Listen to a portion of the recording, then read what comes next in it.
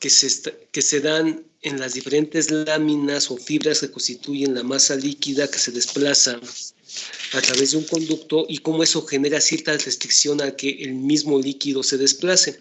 Habíamos dicho que básicamente existen dos tipos de restricciones, una que se debe a la viscosidad entre las láminas y otra que se debe a la fricción entre lo que es el agua o las láminas del agua y la pared sólida del conducto. Con base en ello se establecen dos tipos de régimen en la manera en que se desplazan estas láminas o estas fibras, y que todo tiene que ver con la relación de las fuerzas cinéticas y viscosas que provocan el desplazamiento, concepto que llamamos velocidad de descarga. Si la velocidad de descarga resulta ser menor a la crítica según el tamaño del conducto, entonces el flujo es de tipo laminar y consecuentemente es establecido. En un flujo establecido, la velocidad global de desplazamiento a través del tiempo es constante y la transmisión de energía o las pérdidas de descarga son directamente proporcionales a la velocidad. En caso contrario, cuando la velocidad de descarga que se establece dentro de la masa líquida que se está desplazando en el conducto sobrepasa la crítica según el tamaño de este, pues entonces se genera un régimen turbulento en el cual ya la restricción o la resistencia de las fuerzas viscosas a través de la distorsión del mismo fluido a que estas láminas se intersecten entre sí, pues genera una transferencia de energía que ya no es lineal. En esas condiciones la velocidad tampoco es constante y va cambiando a través del tiempo, y la energía pues es un parámetro que es directamente proporcional al cuadrado de la velocidad. En eso estábamos, o más bien eso fue lo que hablamos la clase pasada, y dijimos que esa condición de establecer en un conducto donde el área hidráulica es constante, la frontera en donde el régimen deja de ser laminar y se convierte en turbulento, pues queda establecido, jóvenes, bajo una ecuación que por ahí definió Reynolds, pero que eso es solamente válido pues en un conducto donde la hidráulica es constante. En el caso de un suelo, pues eso no es así, y consecuentemente entonces esas condiciones habría que medirlas. Es por eso que estas condiciones, estos principios de cómo se establece el flujo de agua a través de los espacios vacíos de un suelo, pues comúnmente se obtienen experimentalmente, o ya sea a través de pruebas de laboratorio o a través de medir las condiciones de flujo o las condiciones hidráulicas en pruebas de campo. Eso fue lo que vimos la clase pasada. No sé si hay alguna duda. No, ingeniero, todo bien. Bien, entonces vamos a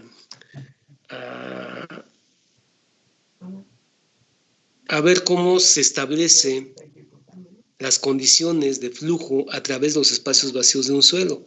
Entonces vamos a poner como título, por favor, si tienen con qué apuntar, ¿sí? Ley de Darcy y flujo establecido en una masa de suelo.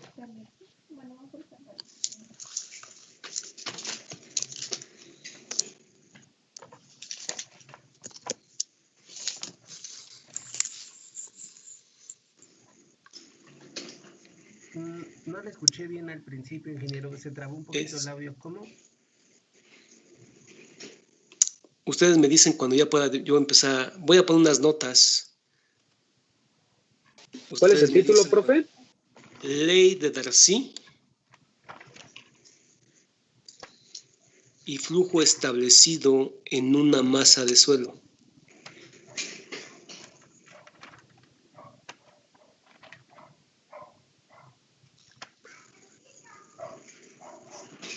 Ley de Darcy y flujo establecido en una masa de suelo.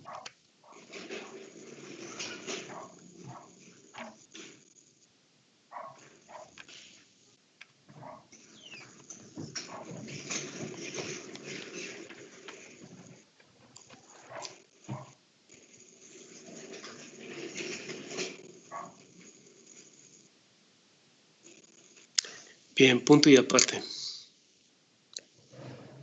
Darcy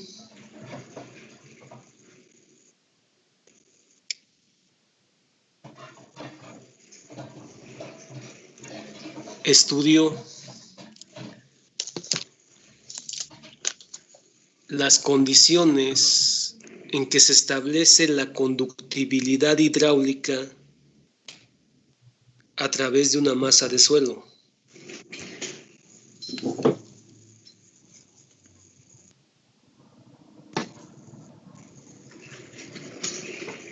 Aplicando los principios del flujo de agua a través de tuberías. ¿Podría repetir, por favor? Sí. Darcy estudió las condiciones. Darcy. Permítame un momento, jóvenes.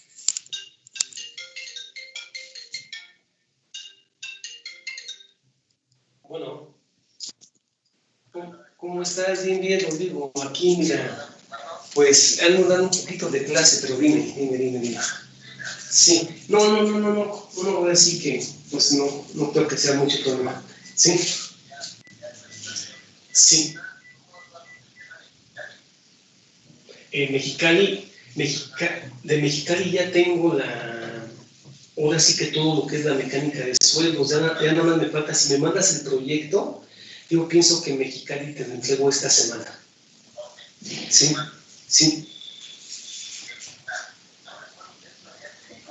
Ajá. No me habías pedido, pero sí tengo varios estudios en esa zona. Ajá. Sí. Ok. Sí. ¿Cómo no? Los nombres. Sí. ¿Cómo no? Con todo gusto, Rodrigo, mándame los datos. Sí. Sí, es esto, te lo tengo el mismo día de hoy o mañana, te lo hago. Sí. Y ya, digo, entonces mándame lo de Mexicali y te lo termino.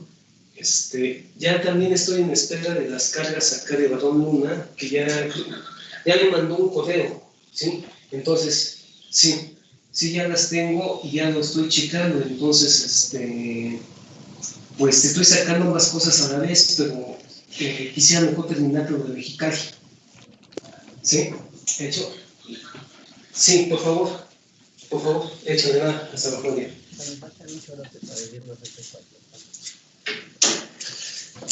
Bien, perdón, jóvenes. Entonces, bien, repitiendo. Darcy estudió las condiciones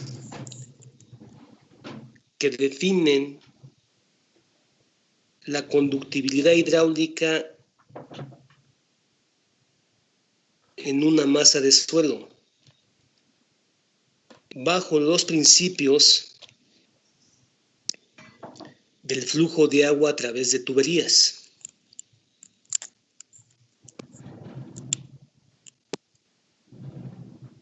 Coma, lo cual estudió en modelos hechos en laboratorio, lo cual estudió en modelos hechos en laboratorio, lo cual estudió en modelos hechos en laboratorio,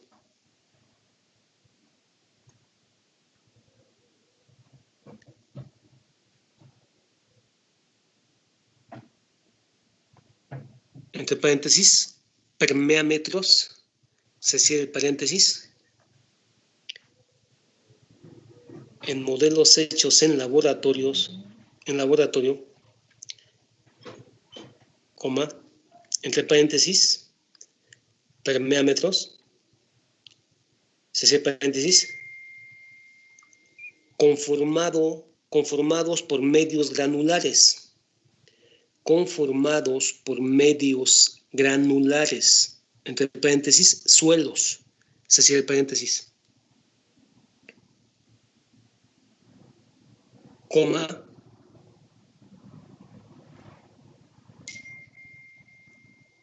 reconstituyendo un flujo permanente a través de ellos, reconstituyendo un flujo permanente a través de ellos, dentro de cierta área de filtración.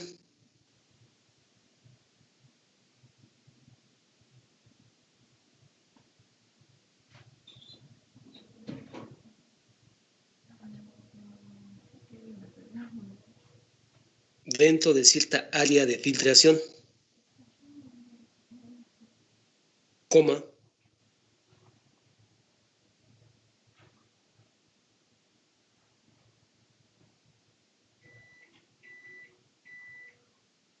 estableciendo dentro del modelo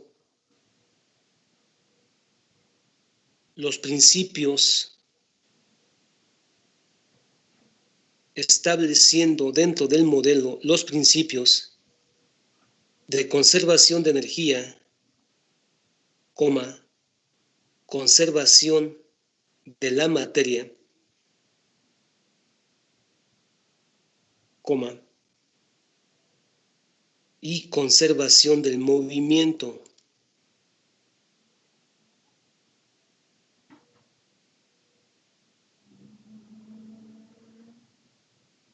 Dentro de una área hidráulica constante.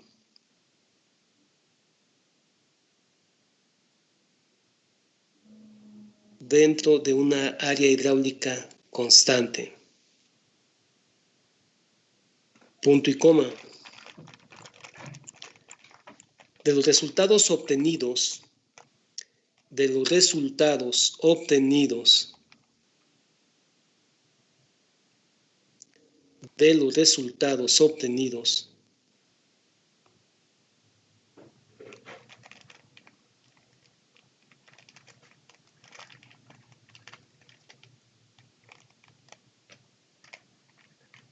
a través del trabajo realizado por Darcy, a través del trabajo realizado por Darcy,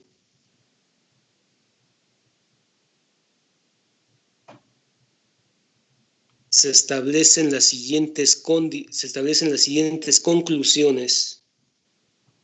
Se establecen las siguientes conclusiones que definen las condiciones hidráulicas,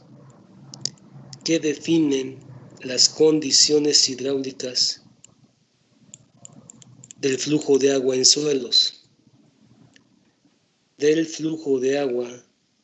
suelos. Dos puntos aparte. 1 punto y guión.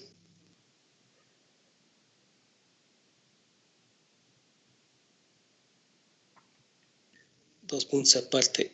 1 punto y guión.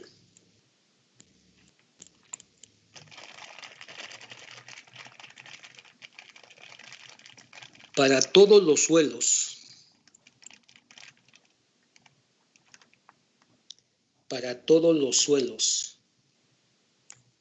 entre paréntesis, excepto las gravas y las arenas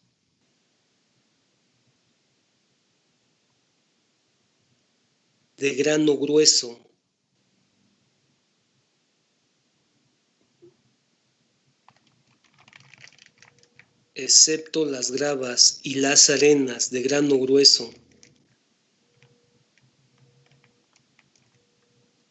bien graduadas, mal graduadas, carente de finos, excepto las gravas y las arenas de grano grueso mal graduadas,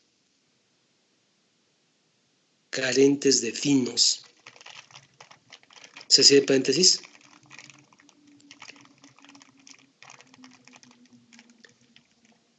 Entonces, repitiendo, para todos los suelos, después pusimos lo que está en el paréntesis, se cierra el paréntesis. Entonces, para todos los suelos, dependiendo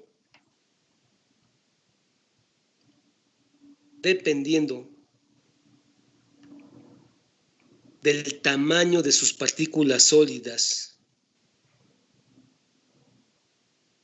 dependiendo del tamaño de sus partículas sólidas y consecuentemente del tamaño en sus espacios vacíos y consecuentemente del tamaño en sus espacios vacíos,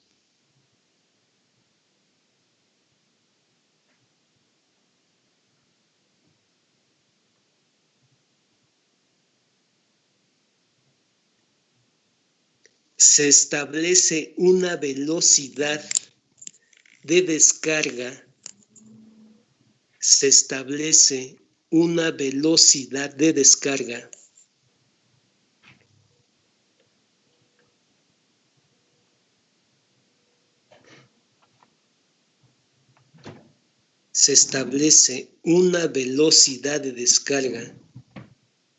menor a la posible velocidad crítica,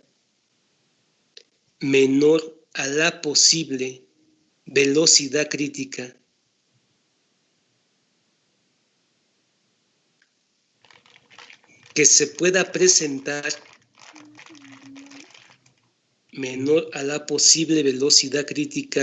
pueda presentar,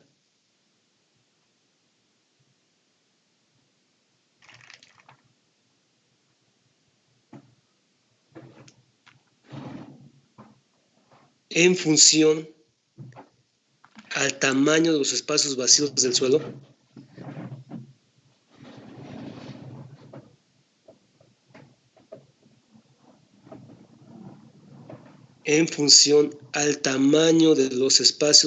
del suelo, coma, e independiente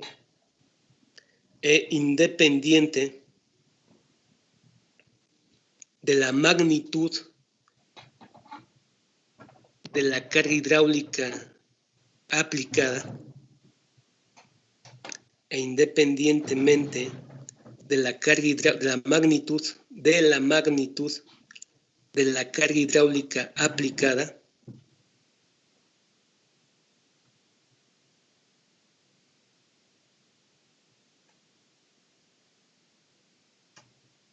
coma, lo cual define que el régimen de flujo es laminar y consecuentemente es establecido, lo cual define que el régimen de flujo es laminar y consecuentemente es establecido.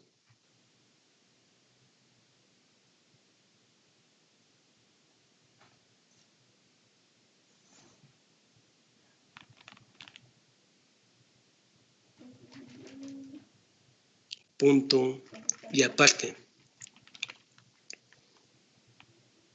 2 punto y guión.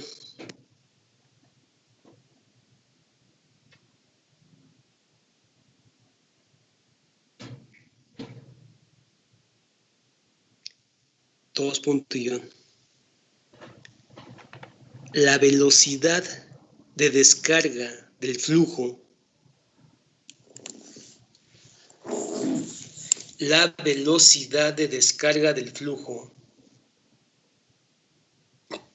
es una función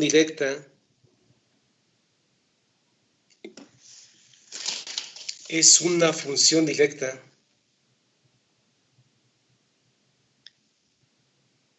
asociada o asociada al tamaño de las partículas sólidas del suelo. asociada al tamaño de las partículas sólidas del suelo.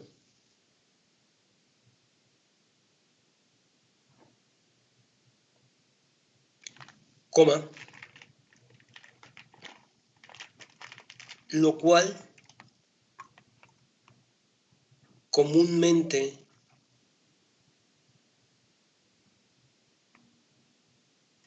resulta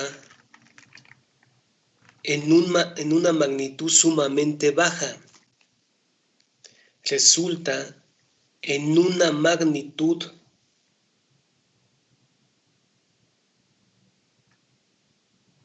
lo cual comúnmente resulta en una magnitud sumamente baja.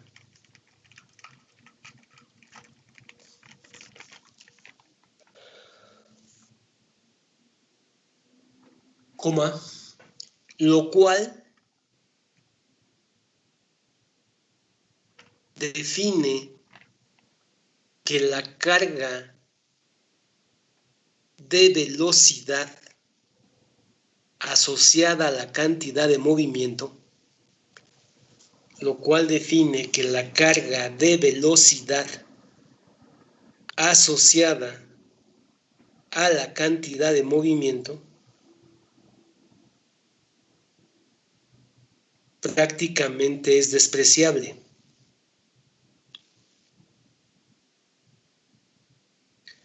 Prácticamente es despreciable.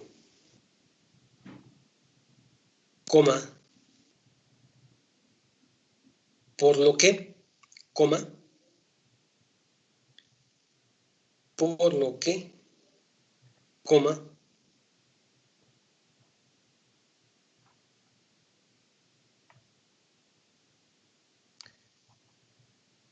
para efectos de diseño en las condiciones hidráulicas de un suelo,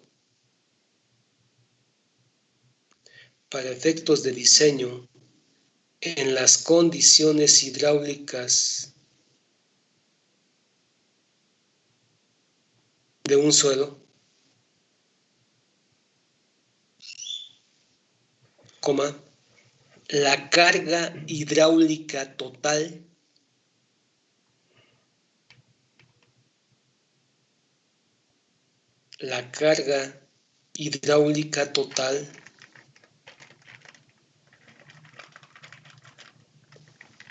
se estima solamente como la contribución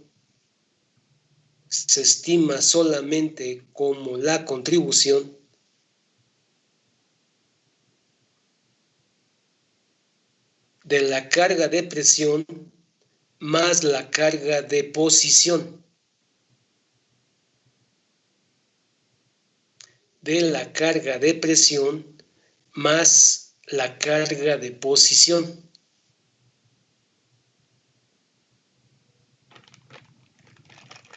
Punto y aparte.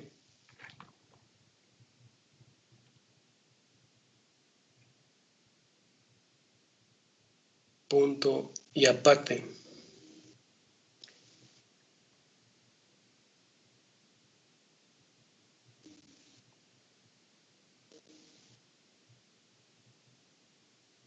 Punto 3.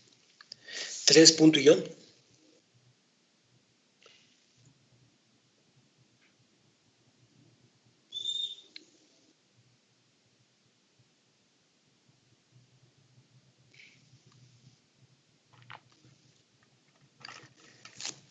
Si el régimen de flujo que se establece es de tipo laminar, si el régimen de flujo que se establece es de tipo laminar y se desprecia la restricción o resistencia y se desprecia la restricción o resistencia viscosa que se puede desarrollar entre las láminas o fibras del agua, que se puede desarrollar entre las láminas o fibras del agua a través de su desplazamiento, coma,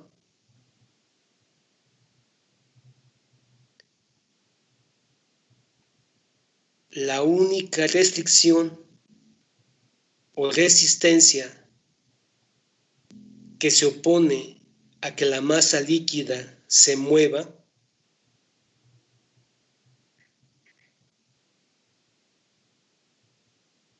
es la resistencia por fricción, es la resistencia por fricción, es la resistencia por fricción que se establece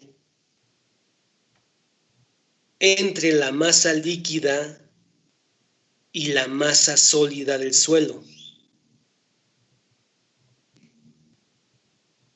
Entre la masa líquida y la masa sólida del suelo.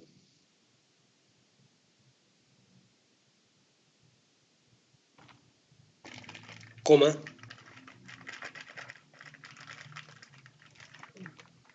Parámetro que mide la conductibilidad hidráulica del mismo. Parámetro que mide la conductibilidad hidráulica del mismo y que Darcy llamó coeficiente de permeabilidad. Y que Darcy llamó coeficiente de permeabilidad.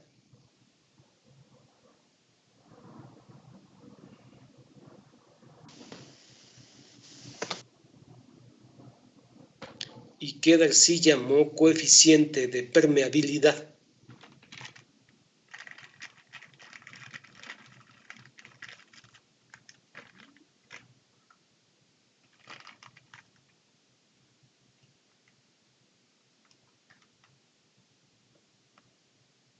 Punto y aparte. Punto que sigue, punto 4. Sí. Sí, profe. Punto 4.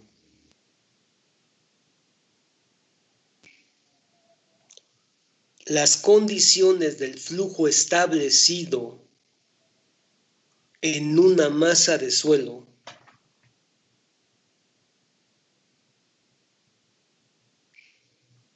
las condiciones del flujo establecido en una masa de suelo quedarán gobernadas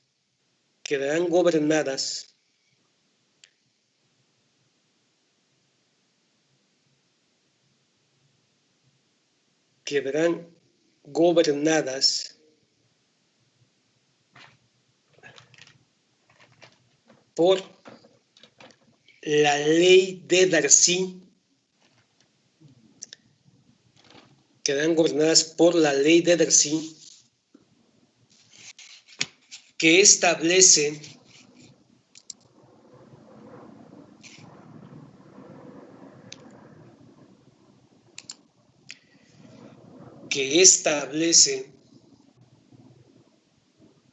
la relación que existe entre la velocidad del flujo, coma, la energía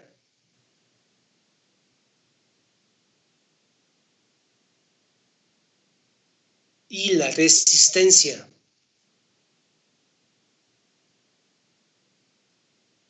Que establece la relación entre la velocidad del flujo, la energía y la resistencia,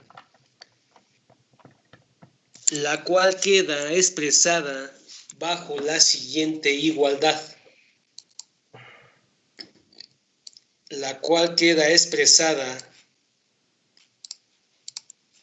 bajo la siguiente igualdad. Bien, jóvenes, les compartí una imagen, no sé si la vean y sea claro. Sí, profe. Sí, Sí, ingeniero. Sí. Bien, jóvenes. Copien esta igualdad, por favor, la que está aquí encerrada en este recuadro.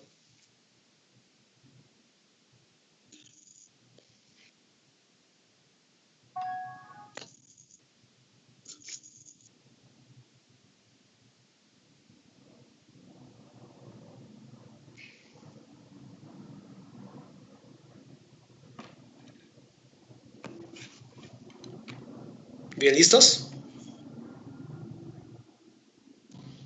Sí, profe. Sí, ingeniero. Bien, jóvenes, vamos a explicar un poquito lo que acaban de escribir y que son los principios básicos que determinan las condiciones hidráulicas de un suelo. Bien, les repito, los principios básicos de cómo se mueve el agua a través de un conducto y que fueron explicados por Pauseli, por Muscat y por Reynolds, fueron aplicados a determinar las condiciones hidráulicas a través de medios porosos. Los estudios fueron realizados por Darcy.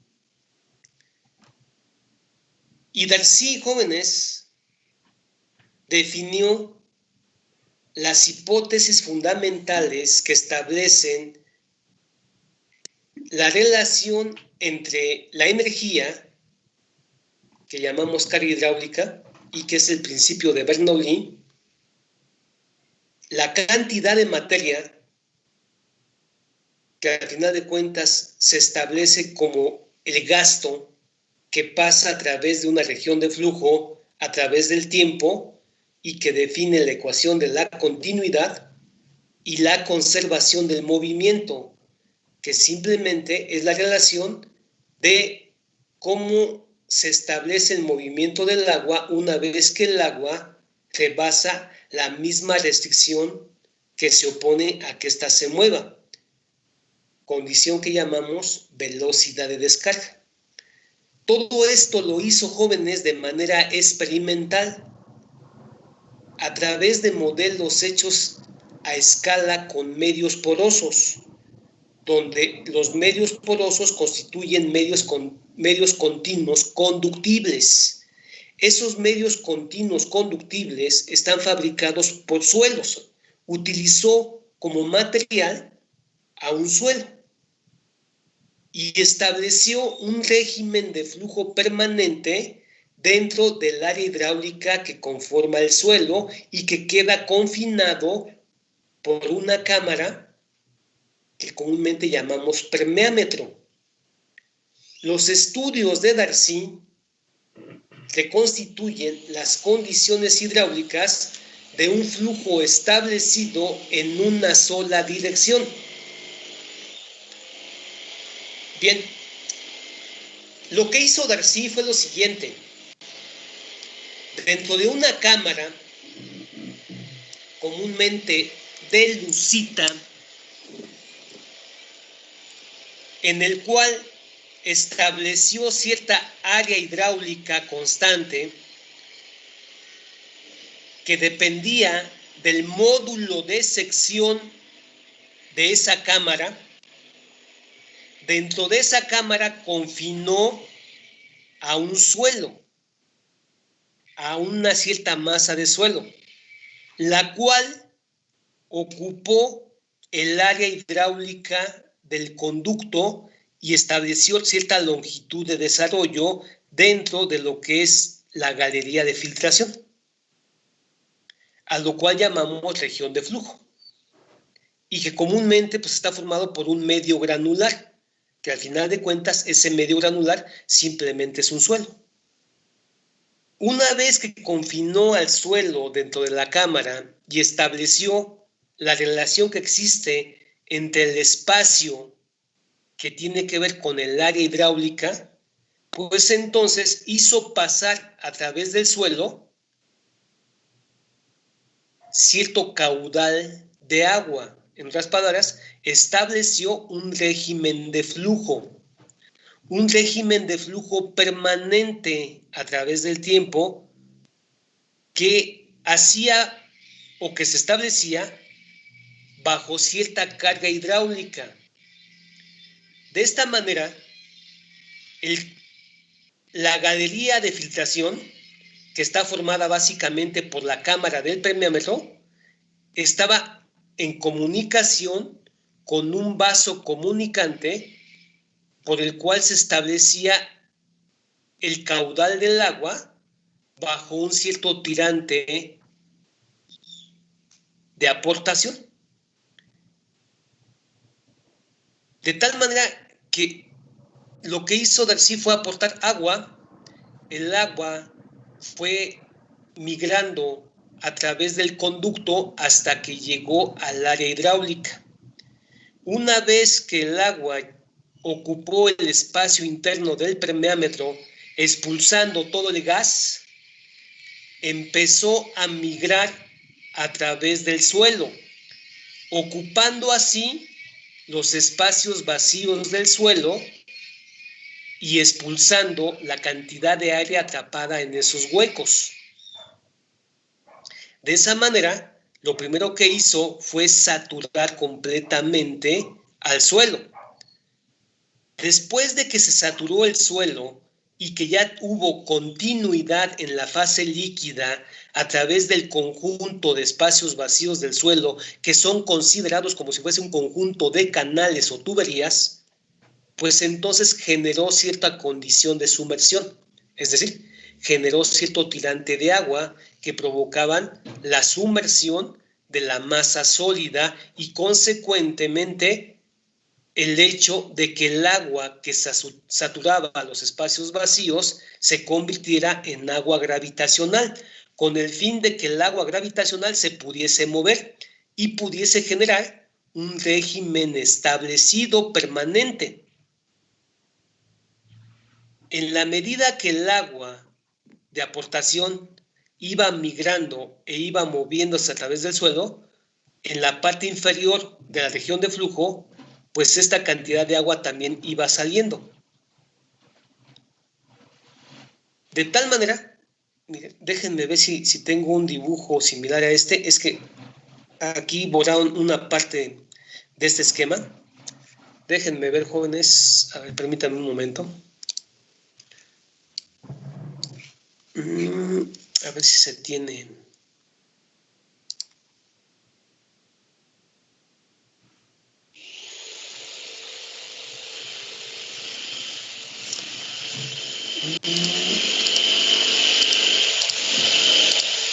No.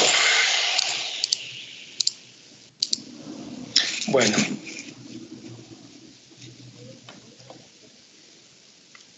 Algo como esto. Bien, les platico más o menos.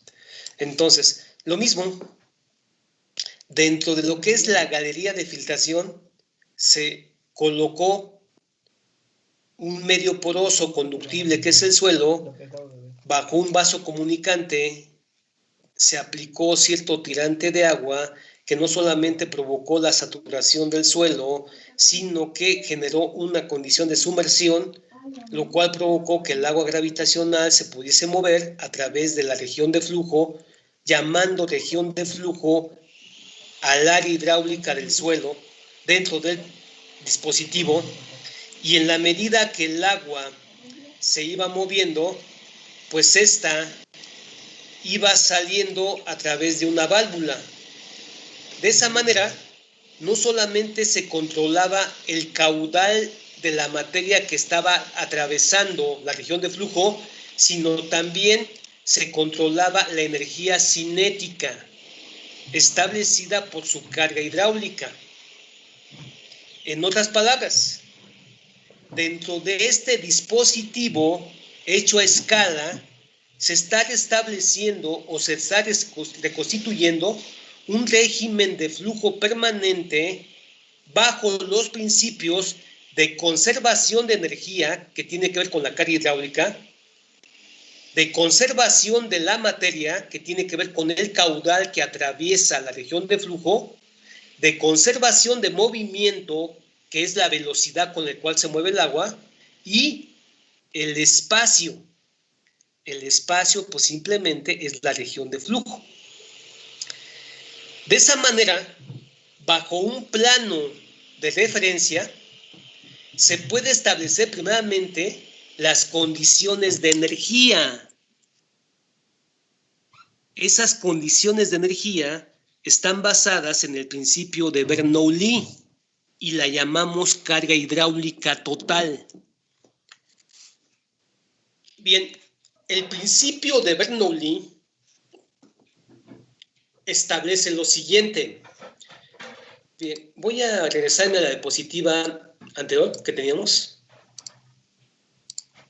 En esta.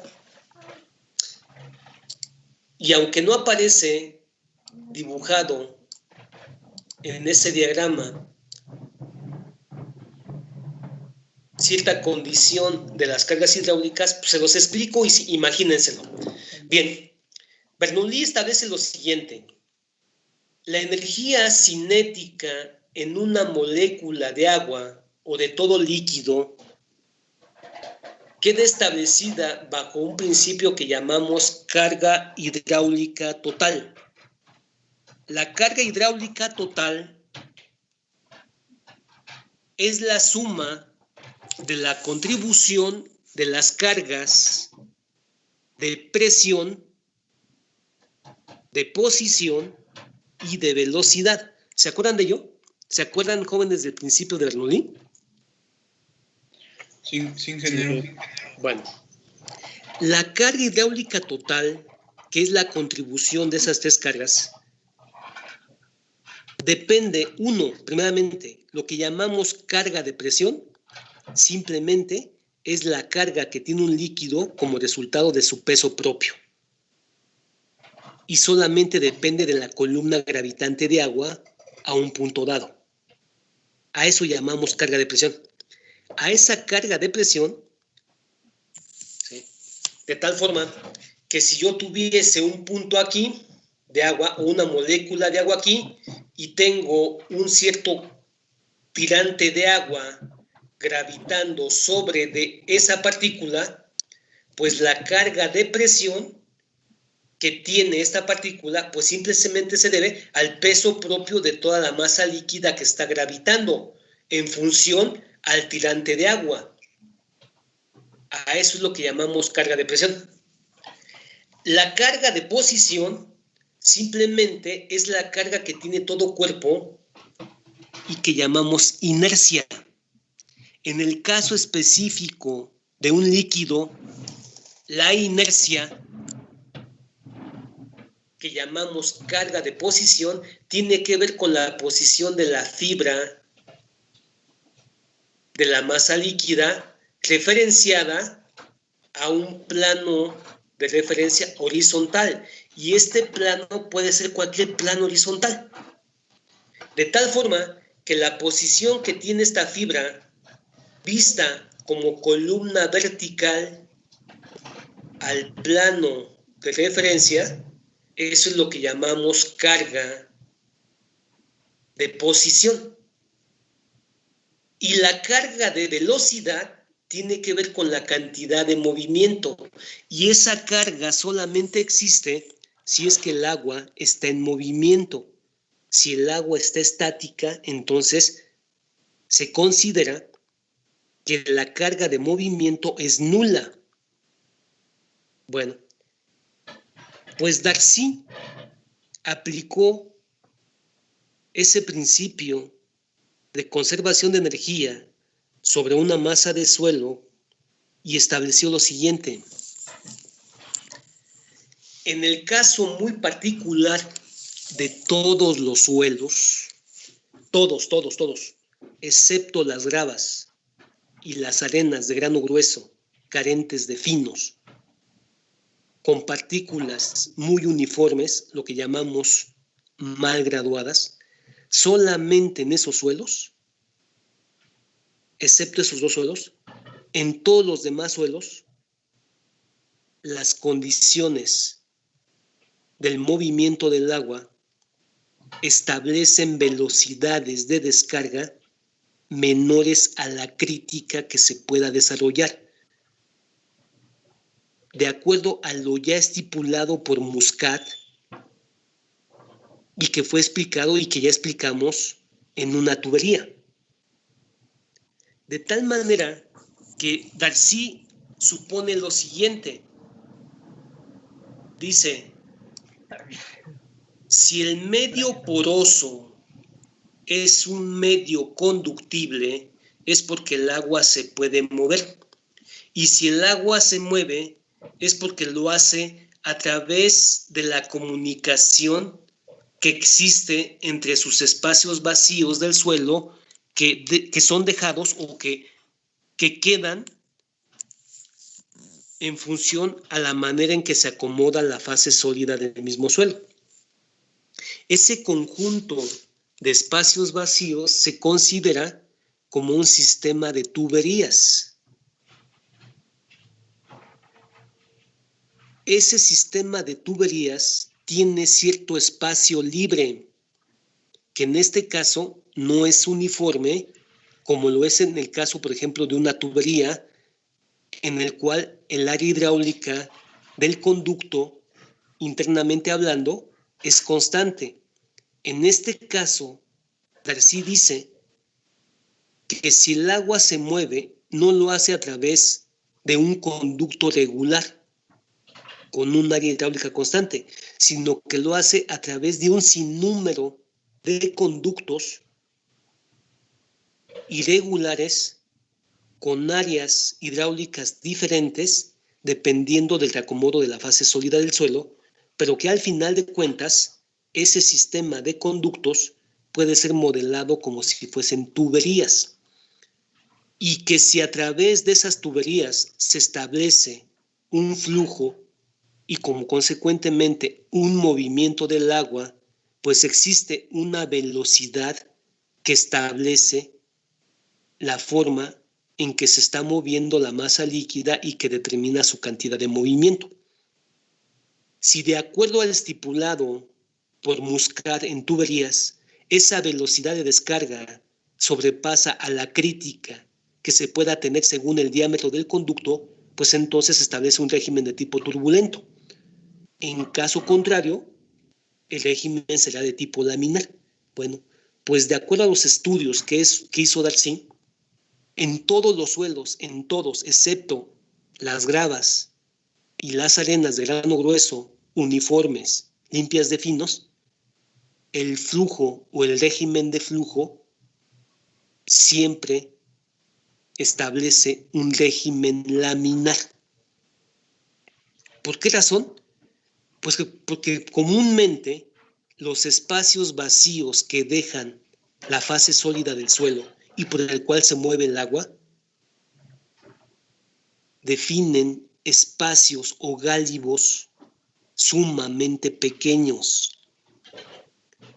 Y en un espacio sumamente pequeño la velocidad de movimiento es muy lenta y va a ser más lenta en función a que esos espacios vacíos sean más pequeños. Y esos espacios vacíos serán más pequeños en función a que las partículas del suelo sean más pequeñas, de tal forma que hay una relación entre la velocidad y el tamaño de las partículas que directamente está asociado al tamaño de los espacios vacíos. De tal forma que Darcy estudió las condiciones hidráulicas en todos los suelos, en una infinidad de suelos con diferentes tamaños de sus partículas sólidas y consecuentemente con diferentes tamaños de huecos. Y encontró que en todos esos suelos el régimen de flujo es laminar, excepto en aquellas partículas que son sumamente gruesas o son sumamente grandes, como es el caso de las gravas y como es el caso de las arenas de grano grueso. Pero sobre todo, cuando esas gravas y esas arenas son muy uniformes en tamaño y no tienen partículas finas. En esas condiciones, los huecos son tan grandes que el movimiento del agua es muy rápido. Y bajo esas condiciones, el régimen ya no es laminar. Bueno, pero en la gran generalidad de los suelos, ese régimen es laminar y consecuentemente es establecido. ¿Vamos bien hasta ahí? Sí, ingeniero. Sí, ingeniero. Bueno. García estableció o definió que si el flujo de agua aquí es establecido, pues entonces la velocidad con el cual se está desplazando las diferentes fibras del agua a través de los espacios pequeños del suelo, comúnmente es muy pequeña. La velocidad del flujo o la velocidad de descarga es sumamente baja. ¿Qué tan baja? Pues tan pequeña para pensar que la contribución de la carga por velocidad se puede despreciar en comparación a las cargas de posición y a las cargas de presión. ¿Se entendió?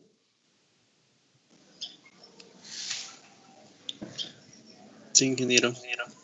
De tal manera que ese concepto que llamamos energía cinética y que queda establecido por el principio de Bernoulli, en el caso muy particular de un suelo, se establece que la carga hidráulica total solamente es la suma de la contribución de su carga de presión más su carga de posición. De esta manera, si nosotros tuviésemos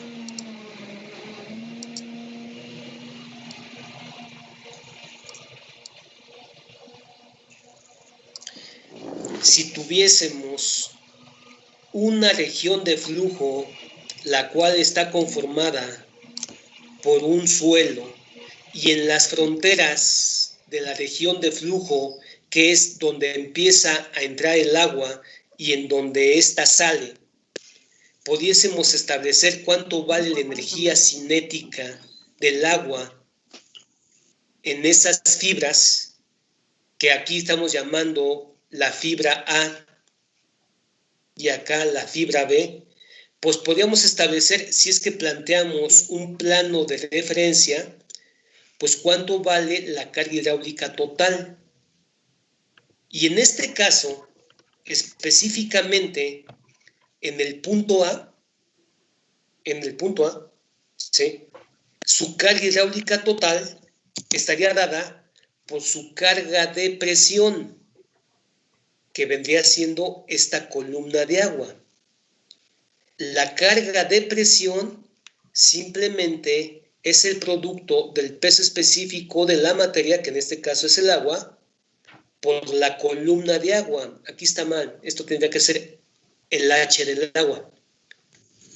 De tal forma que el producto del peso específico del agua por la columna de agua, en este caso esta columna de agua, que es la columna de agua que se establece entre esta fibra y el espejo libre del agua, donde estoy aplicando la aportación, pues a esto es lo que ustedes llamaron presión de poro. Y que esa presión de poro, pues es lo que estamos llamando como carga de presión, según el principio de Bernoulli. A esta carga de presión habría que sumarle la carga de posición, que es la posición vertical que existe entre la fibra y el plano de referencia, que en este caso, miren, por desgracia se borró aquí, pero vendría siendo, si este es el plano de referencia y lo continúa, pues entonces la distancia vertical entre este plano y la fibra, eso vendría siendo la carga de posición de esta fibra. La suma de la carga de posición más la carga de presión, eso es lo que me da la carga hidráulica total. La carga hidráulica total en la fibra A. De igual manera, podemos establecer la carga de presión en cualquier punto de una molécula de agua dentro de lo que es la región de flujo. En este caso muy particular, podemos establecer la carga de presión total sobre la fibra en la posición B. Si la carga hidráulica total, y es que aquí quitaron el conducto, jóvenes, pero imagínense que aquí hay un tubo capilar, así como es este. Imagínense que hubiese un tubo conductible aquí y que ese tubo conductible hiciese esto y terminara con un espejo del agua exactamente aquí. Imagínense aquí está el espejo del agua.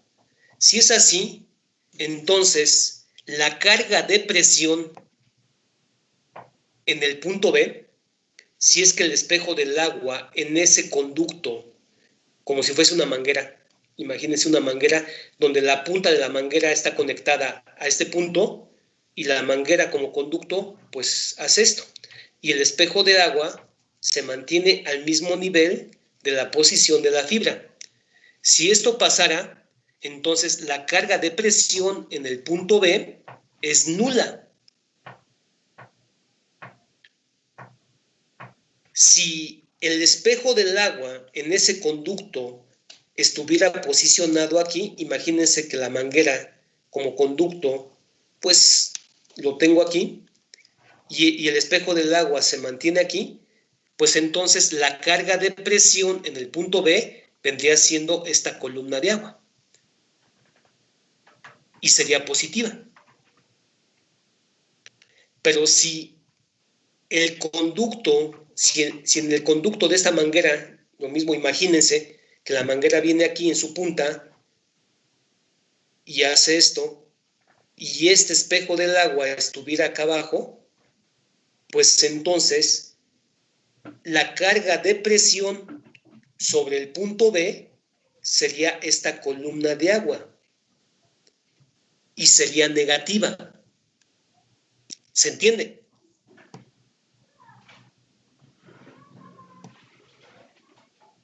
Sí, que Bien.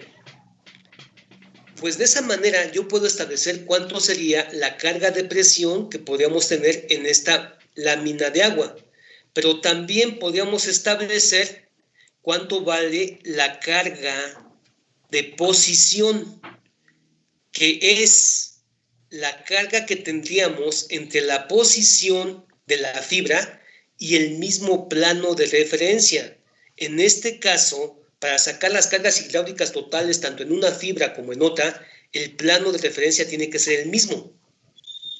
Si el plano de referencia es este plano como plano horizontal, y así como sacamos la carga de posición entre esta fibra y el plano de referencia, pues así también podemos sacar la carga de posición entre esta fibra y el plano horizontal. Si la carga de presión en el punto B es nula, porque aquí está saliendo el agua, y entonces como consecuencia no se establece una cierta columna de agua sobre el punto B, pues entonces la carga de presión en el punto B es 0 y la carga de posición es esta distancia vertical. Consecuentemente, la carga hidráulica total pues vendría siendo esta columna. Entonces, mientras que en el punto B la carga hidráulica total es esta columna y en el punto A la carga hidráulica total es toda esta columna, pues entonces existe una diferencia de cargas hidráulicas. El principio de Bernoulli establece que cuando las cargas hidráulicas totales en dos fibras de la masa líquida son diferentes, entonces a esa diferencia de cargas la llamamos pérdida de carga, que al final de cuentas no es una pérdida de carga, sino simple y sencillamente es una transferencia de energía. Una transferencia de energía que se establece cuando una molécula de agua se mueve de esta posición y en su movimiento se desplaza y pasa de esta posición a esta posición. De aquí entonces, cuando una molécula de agua está posicionada en la fibra A, tiene esta carga hidráulica total. Cuando la molécula de agua en su desplazamiento se mueve a través de la región de flujo y en su desplazamiento pasa y llega a tener la posición de la partícula B, en ese momento su carga hidráulica total ya es la que tiene la partícula en la posición B. Como ambas cargas son diferentes, entonces esto que llamamos pérdida de carga simplemente es la disipación de carga hidráulica que se da como resultado del movimiento del agua en su desplazamiento de la posición A la posición B, y que en ese desplazamiento se tuvo que friccionar con la fase sólida. Por lo tanto, esto no es pérdida de carga, simplemente es energía que ya no está en el agua, pero que tiene que estar en la fase sólida. ¿Se entiende? Ese es el principio básico que llamamos conservación de energía, y es el principio que rige el principio de Bernoulli.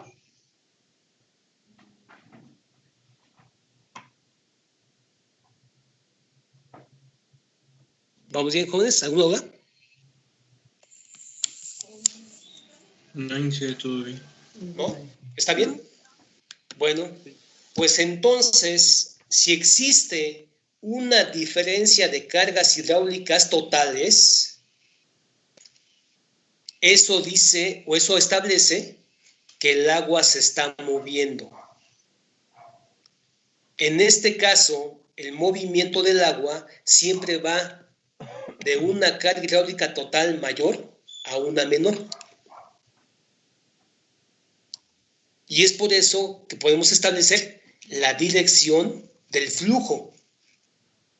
Si establecemos la dirección del flujo, pues entonces definimos cuál es la trayectoria de las láminas del agua que se están desplazando a través del suelo.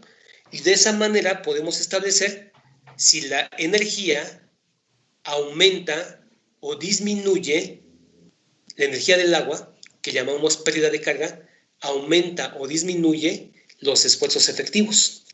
Si existe una energía de agua que está provocando el movimiento de esta, pues entonces existe un gradiente hidráulico. Llamamos gradiente hidráulico a la relación entre la transferencia de energía en su desplazamiento, de tal forma que si las cargas hidráulicas de una fibra de agua en la posición A son diferentes en la posición B, pues entonces el agua se está moviendo, y cuando el agua se mueva, tiene que desplazarse. En ese desplazamiento su energía se va disipando, y entonces la relación de esa energía en el desplazamiento es lo que llamamos gradiente hidráulico. Bien, ¿vamos bien? ¿Hasta ahí alguna duda?